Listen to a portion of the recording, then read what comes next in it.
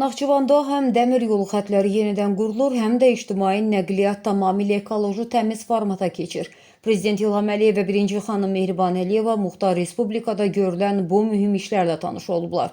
Zəngəzur dəhlizi üzrə dəmir yollarının inşası sürətlə davam edir. Layihələr tam yekunlaşdıqdan sonra bu yolun illik buraxılış qabiliyyəti 15 milyon ton təşkil edəcək. Horadiz yuxarı Mərcanlı, Soltanlı stansiyalarını əhatə edən 30 kilometrlik hissə artıq müvəqqəti istismardadır və Araz Vadisi iqtisadi zonasına indiyədək 43 min ton yük daşınıb.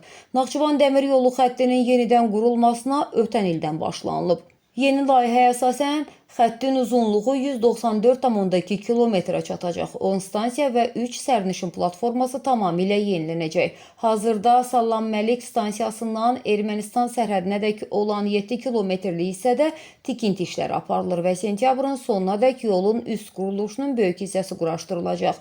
Sərhədə yaxın qalan hissədə isə mina təmizləmə və layihə uzlaşdırılması yekunlaşdıqdan sonra işlərə start veriləcək. Gələcəkdə Sədrəy stansiyasından Türkiyənin Qars, İğdır, Dilocu dəmir yoluna inteqrasiyada planlaşdırılır. Naxçıvan şəhərində ictimai nəqliyyat isə tamamilə yenilənir. Dövlət başçısının sərəncamına əsasən sərnişin daşımanın yalnız elektrikli avtobuslarla təşkili üçün ölkəmizə yığılan 60 ədəd müasir BYD markalı avtobus alınıb.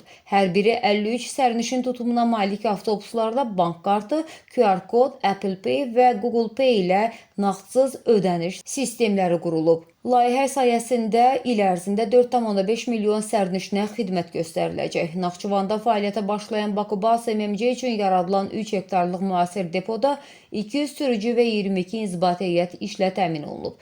Sürücülərin aylıq əmək haqqı 1000 manatdan çox təşkil edəcək.